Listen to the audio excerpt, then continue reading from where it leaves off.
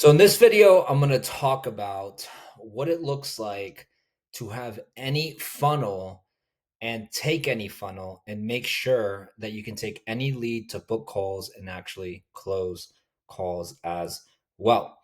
And so essentially what is happening right now is most people, if you're in this position, they have a certain type of funnel, whether it's something like a call funnel, like a low ticket funnel, a webinar, a challenge funnel, some sort of DTA or VSL funnel, which is, the same thing as a call funnel, just something that's very specific, social media funnel, so on and so forth. But we're talking more paid ads. And more so, we're going to talk about three things that you need to do to create a sales process to actually replace, in the sense, your funnel so that you can take any funnel, whatever funnel it is, DTA, webinar, challenge, call funnel, low ticket funnel, and actually use any funnel to actually close calls at scale and then actually start scaling as well from there, right? So in most cases, you may be in a position where you have some sort of funnel that you're trying out, right? And you're actually trying to do this, right? What ends up happening is you're optimizing for booking calls, right? So if it's a webinar, right, what happens at the end of the webinar to book as many calls? If it's a call funnel, you're optimizing on the paid ads to have the most qualified book calls. If it's low ticket to high ticket, so on and so forth, to get the point. And so your main emphasis and your main point of where you're actually shedding light on and focusing on is, can I get the most calls booked? And then also, can I make sure that I'm looking at the closer calls and, can I get, the best closer to make sure that they can close, and using the best objection handling, the best tonality, the best pitch, so on and so forth. But what ends up happening, right? It's one of a few things, right? It's the no shows, right? So you'll get lots of calls booked, but then you end up being in a position where you're like, well, they're not showing up, right? You get calls that show up, but they actually don't close. And hence you're thinking that you have to actually get a better closer, look at another sales agency, look at another Facebook group community, another recruitment agency, and try to ask the closer if they know better closers. Or you start understanding that the leads don't have quality. So they lack quality, low quality leads, so on and so forth. And you're probably in a position where you're going in circles and you then use another funnel. You're like, well, let me just use a webinar funnel and then let me book all these calls and then let me make sure that they're, I have the best closer and I'm looking at the closer calls. And then you start getting into this cycle again, right? So I'm going to break down three main reasons and break down those reasons as well as to how you can take any funnel and actually make sure that the sales process replace in a way to actually be your funnel, so you can take any funnel and make sure that you can optimize and scale from there.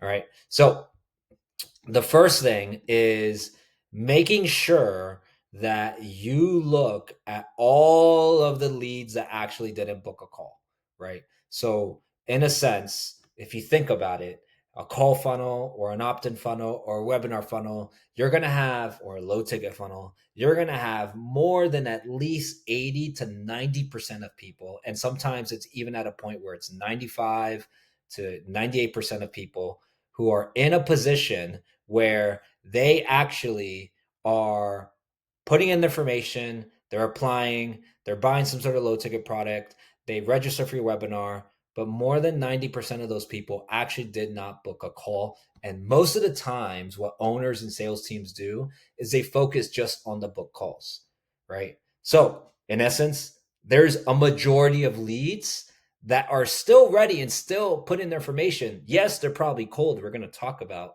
what that looks like.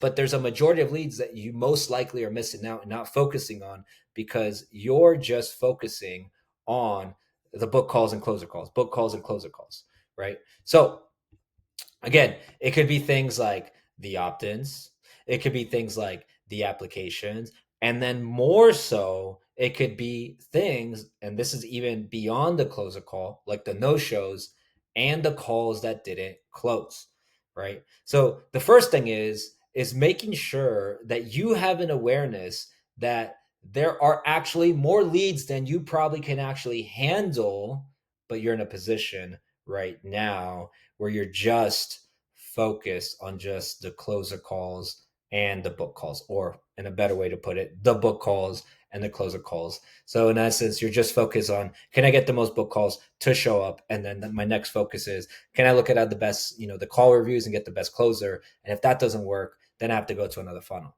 Well, in essence, you still have at least 90% of leads that aren't there yet. And that's okay. We're going to talk about that there's a big focus on, to actually make sure that you're profitable with your ads and that you can actually scale. But there needs to be other things that need to be implemented. All right. So now that we know that there's more leads that we can actually handle, right? It's all about establishing a sales process, right? And so when I mean sales process, what I mean is, what are we doing to have a process to take every stage of every lead and making sure that we can get them closer, not always closing, let them closer to the next stage, right? So when it comes to the leads that didn't book a call, a lot of times, if you're not even contacting those leads, first of all, make sure that you're contacting them, right? Make sure that you're texting them, that you're double dialing them, that you're leaving a voicemail, that you're at least contacting those leads. And I've even seen positions where I've seen a really killer setter come in, look at a CRM, contact leads from weeks, if not months ago, that haven't been contacted, and book calls because they end up looking at the CRM and pipeline and saying, hey, there's a lot of opportunity here because there's people that opted into a webinar, some sort of call funnel, some people that applied, some people that weren't reached out to. And this is a new offer, where I bring in a setter and they just clean up because they just see the opportunity of all those people who potentially were interested, right? So let's say we are contacting them, right? What does it look like to have speed to lead, right? So a simple integration, super standard process, if you don't have it yet, is to have Slack connected with every stage of your funnel and creating a channel, right? So you may have people who opted in, you may have people who applied, you may have people who booked a call, so on and so forth. And whatever stage they're at for whatever funnel, create a channel, have a Zapier, have some sort of integration that reroutes that lead to show their information in that Slack channel.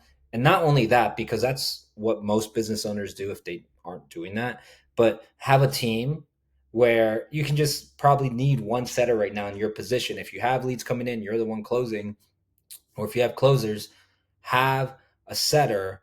And let me just be a little bit more specific. If you're in different time zones, have two setters from different time zones. So PST or EST, or if you're in the UK time zone, it could be EST and UK time zone. So you have morning and evenings, and just make sure that you're doing speed to lead. Now, speed to lead doesn't mean, hey, it's 10 minutes coming in and then let me contact that person. Speed to lead primarily means 3 to 5 minutes, and priority means less than a minute, right? And the real on that is sending them a quick text, making sure that you say, hey, this is name from XYZ company, and then you just dial. The reason that we essentially do that, unless you're using a software like Dialer.io where it increases the pickup rates, is by making sure that they already know who it is. They're not just some Joe Schmo just randomly calling them like another, outbound call, but boom, and then you have a process with that, which I talk in other videos as well, right? So say those people actually don't pick up, right? Those 90% of people, say, you have a percentage of those people that don't pick up because it's 7:30 in the morning or it's 11 a.m. in the morning and they're busy, just put information. They went back to what they had to do. Follow up with them, right? Now, follow up with them doesn't just mean, hey, I called them one more time and now everything's gone. Follow up actually means to actually make sure that you're contacting them at least 4 to 5 times within the first 48 hours. And on top of that, bonus tip, right? You can still follow up with them every couple days or every week or so to make sure to see if they're engaged, right? But you're going to have the highest chance within the first 48 hours, more so the first 24 hours, by making sure you're using a combination of texting, dialing, leaving voicemails, being able to make sure that you're responsive as well. Because sometimes if you're following up, some people may respond, you don't see that in your CRM, and then at the end of the day, you're like, now that lead is lost, right? So obviously make sure that you know and you're aware that this is happening, right? But you're optimizing and focus on these two things on the setter front end or whoever's taking care of those calls. So speed to lead, right, with the combinations that I told you, and then follow-ups with the time frame that I also explained as well. All right. Now, This is very important, right? So what ends up happening a lot of times is they'll pick up and try to book a call, or they try to, make sure that they're interested or try to sell them on the call, and then they lose that lead. Hence, making this whole process actually go down the drain. So essentially, a good thing that you would want to do and that you should do is that if you get pickups, right? If you get people to pick up and you're in a position where you know the process of, okay, if I have 50 people that opted in, and I have 20 people that picked up, and then I have 10 people that are meaningful conversations, and then my follow-up numbers are something different, right? It doesn't mean that you always have to push these people to calls. That's another mistake that most people do. And a lot of times what owners end up trying to think of, trying to optimize it, let me just push book calls. Yes, it is important to have KPIs of book calls, but it's also important to make sure to understand how to nurture these people at whatever stage that they're at. So I talked about this in other videos too, the tonality that prospects end up having, and the resources and the things that you can do on the front end to actually give them a micro result by nurturing them. Things like challenge, trials, resources, even things like retargeting videos that can help a lot as well, and retargeting assets of those sales assets. So this in itself, nurturing and also making sure that you follow up. I had an offer that I recently talked to that's doing around 100K a month cash per month by simply, and this is straight up outbound, old school style, having a list, outbounding these people, giving them a trial, then following with them in about a couple weeks, and then selling them on a $5,000 program. Sales cycles around 3 to 4 weeks long. They do about $20 an hour. They have a decent pickup rate. They have a certain amount of trials that they give, meaningful conversations. They have a process down. They don't always have to push to booking a call, because when I talk to the owner, they're like, hey, a lot of those people were just turned off that they try to call them. And it's similar with paid ads, guys, right? It's still cold. And then they try to sell them on a $5,000 program the next time. It just wasn't working. Now, I'm not trying to say that it doesn't always work, but be wise and understand your prospect. Be in your prospect's shoes as well and meet them where they're at. Right. So have a system for a nurturing sequence to follow up with them. All right. So let's say we're aware of all the leads that didn't book a call. We have a sales process of reaching, contacting, following up, and actually having a nurturing sequence. The next step is understanding your sales cycle. Right. So this is a super important, because you want to understand the time it actually takes from a lead, from some sort of cold ad that you have, whatever funnel you're using, the timeline and the length and the process of the steps that it takes for them to actually put in their information, to be nurtured, to book a call, and then to pull out their wallet and their credit card and paying you 5 to 10K plus for your program or service. If you don't have that and you're just focusing on these two things, right? You're like, hey, I have a sales process down and I'm doing speed of lead, and I know that there's all these things. It doesn't really matter, because you can't add more to the system if you don't have a picture that's being painted on exactly what the actual steps are to actually make sure that a lead comes in, they get to know you fresh for the first time, and then they actually can close a call, right? So again, the biggest thing with the sales cycle, like I put emphasis on, is there needs to be a nurturing sequence, right? That's sales assets. A lot of times, you'll probably hear other coaches like videos, just give them, these videos, or give them this like VSL. And like, that's great. Think outside the box though, because like having a thank you page with another VSL that has testimonials, everybody's seen it, right? So think of something that they can actually have a tangible result or a tangible feel. Again, that's why I like resources, trials, I like challenges, I like the retargeting videos. And I talk about this in another video of the FAQs, the value videos, the testimonial videos, and also the objection videos. All that stuff increases touch points, right? And it also increases different areas where they have objections that need to be overturned by delivering these sales assets. It's not a typical sales assets where it's just, hey, make sure you send this thank you page with this video and testimonials. Like, that's one angle, that's one aspect that doesn't always get people to book a call. And honestly, that has a lot of fluff in it as well. All right. So making sure you have your sequence of nurturing and following up. But the biggest thing here is, what are you doing when you're actually tracking these numbers? Now, when it comes to your sales cycle, right, it's very important to understand what are the most important metrics that you want to actually track. And I'll create another video on this, on what that actually looks like, because every funnel is different. And so there's not one way of tracking. Rather, there's a way that tracking is most important on the numbers that you're really looking for, right? In most cases, what I end up looking at, and I'll just add this here just because I think it's important. I'll add it here actually, is number of dials or leads, right? That's one. The second one is number of meaningful conversations. That's two. And that shows me how many people are actually interested or qualified from the number of leads and dials that I have. So it gives me a percentage and understands what that looks like with the current funnel.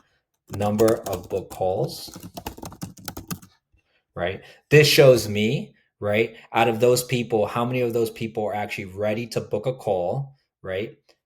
I like this a lot, show rate percentage. And the way I look at show rate is two things, right? Are people actually interested in showing up, right? Um, and or do they need to be, have a little bit more trust? Hence, they just, said yes and then they didn't show up. And or how does a setter process actually look up? How does that actually look like when it comes to how they're actually qualifying the lead, how they're actually having a meaningful conversation, right? So there's two things. Do they need more trust? And what does a setter process look like? I'm gonna go a little bit deeper here, guys. Obviously, it's a standard close rate percentage, right? What does it look like from those leads that booked a call, that showed up, how many closed? And then this is actually really good for ROAS here, right? Cash collected per call. Now, this shows me how many of those are qualified in regards to financially when it comes to, whether it's a paid in full or a PIF or a 2 or 3 pay. If we're getting, and I'm going to go a little bit deeper here, guys, if we're getting more than 50% of those people actually paying, PIFs or more than 50% of a close rate and it's really high, I increase the price, right? Because it shows more so on the close rate that if you're getting these closes easily and it's a $4,800 program, let's make it 5,800, right? And then I don't mind that going down to about 30% or so, as long as the numbers make sense with the units sold, right? But this is more so for ROAS purposes, right? When you have this, and then, sorry, lastly, is when you have all these numbers, then you have your sales cycle, right? Because then you actually understand the length, the time, and the steps and the numbers from what it takes from a lead to actually come in, right? How many number of dials and leads, how many of those actually are meaningful conversations, how many of those are actually book calls, what is the actual show rate percentage? So do they trust you? What does the setup process look like? Are these people qualified to close? And then are there actual PIFs, 2 or 3 pay, so that I can scale? And then I know my numbers and I know the cycle that I have as well, right? From there, once you have the sales cycle, right, you simply can get to what most people call, right, scaling. And from here, with these 3 steps, the first being more an awareness, you can take any funnel, you can make the sales process actually be the funnel in a sense, right? And then you can be in a position where when you're in this position, you can take any funnel, you can make sure that any of those funnels can actually provide leads, of course, which is on the marketing front end, but you understand the number of book calls that those leads can actually come from, the number of closed calls that those book calls can actually turn into or convert into, and then scale. Which I always say scaling is just rinsing and repeating. And a bonus thing after that is until you reach the next bottleneck, and then you optimize and then you scale from there again until you reach the next bottleneck. All right, so that is all for now. When it comes to the sales process is the actual funnel.